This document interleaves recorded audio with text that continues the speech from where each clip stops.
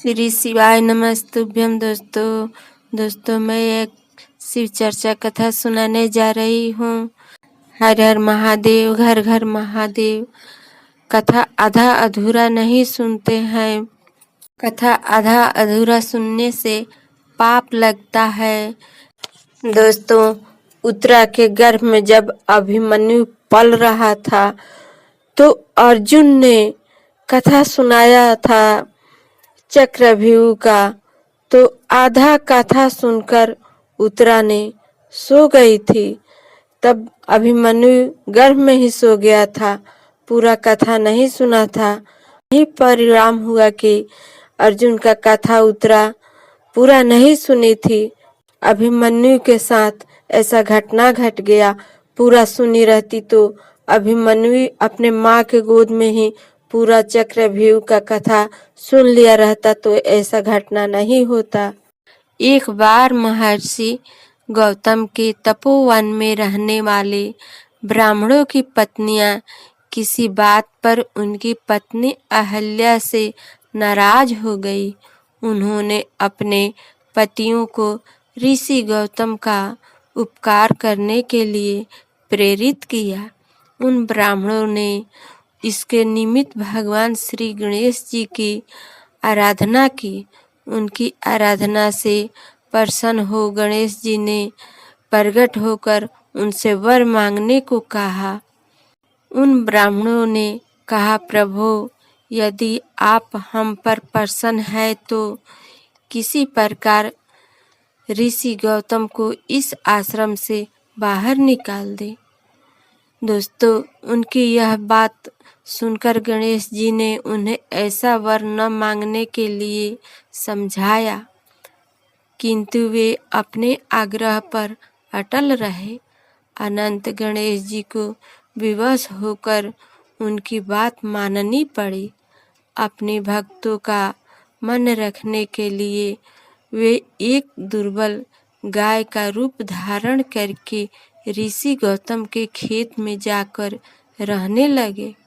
गाय को फसल चरते देखकर ऋषि बड़ा नरमी के साथ हाथ में त्रिशूल लेकर उसे हाँकने के लिए लपके। उन त्रिशूल का स्पर्श होते ही वह गाय वहीं मरकर गिर पड़ी। अब तो बड़ा हाहाकार मच गया। सारे ब्राह्मण एकत्र होकर गौ हत्यारा कहकर ऋषि गौतम की बहुत से उल्लेखना करने लगा। ऋषि गौतम उस घटना से बहुत आश्चर्यचकित और दुखी थे। लोगों ने उनका जीना हराम कर दिया। दोस्तों, अब उन सारे ब्राह्मणों ने उनसे कहा कि तुम्हें यह आश्रम छोड़कर अन्यत्र दूर चले जाना चाहिए। गो हत्यारे के निकट रहने से हमें भी पाप लगेगा। विवश होकर ऋषि गौतम अपनी पत्नी अहिल्या के साथ वहां एक कोस दूर जाकर रहने लगे, किंतु उन ब्राह्मणों ने वहां से उनका रहना दूभर कर दिया। वे कहने लगा, गो हत्या के कारण तुम्हें अब वेद पाठ और यज्ञ आदि के कार्य करने का कोई अधिकार नहीं रह गया है। अत्यंत कातर भाव से ऋषि गौतम ने उन ब्राह्मणों से प्रार्थना की कि आप लोग मेरे प्रायश्चित और उद्धार का कोई उपाय बताएं। तब उन्होंने कहा, गौतम, तुम अपने पाप का सर्वत्र सबको बताते हुए 3 बार पूरी पृथ्वी की परिक्रमा करो। दोस्तों, फिर लौटकर यहाँ 1 महीने तक व्रत करो। इसके बाद ब्रह्मागिरि की 101 परिक्रमा करने के बाद तुम्हारी शुद्धि होगी। अथवा यहाँ गंगा जी को लाकर उनके जल से स्नान करके 1 करोड़ पार्थिव शिवलिंग से शिव जी की आराधना करो। इसके बाद पुनः गंगा जी में स्नान करके इस ब्रह्मागिरी की 11 बार परिक्रमा करो। दोस्तों क्या हुआ, फिर 100 घरों के पवित्र जल से पार्थिव शिवलिंग को स्नान कराने से तुम्हारा उद्धार होगा। तो दोस्तों गो हत्या के कारण से उनको इतना सहना पड़ रहा था। ब्राह्मणों के कथा अनुसार महर्षि गौतम के सारे कृत्य पूरे करके पत्नी के साथ पूर्णतः तल्लीन होकर भगवान शिव की आराधना करने लगे। दोस्तों इससे प्रसन्न हो भगवान शिव ने प्रकट होकर उनसे वर मांगने को कहा। महर्षि गौतम ने उनसे कहा, भगवान मैं यहाँ चाहता हूँ कि आप मुझे गो हत्या के पाप से मुक्त कर दे। भगवान शिव ने कहा, गौतम तुम सदैव सर्वथा निष्पाप हो।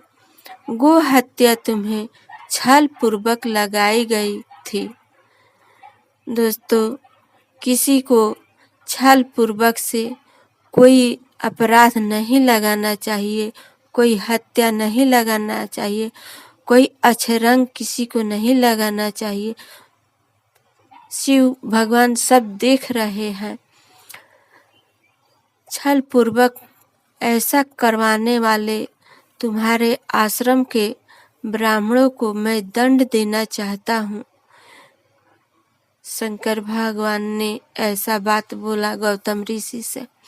गौतम ऋषि ने कहा, प्रभु उन्हीं के निमित्त से तो मुझे आपका दर्शन प्राप्त हुआ है।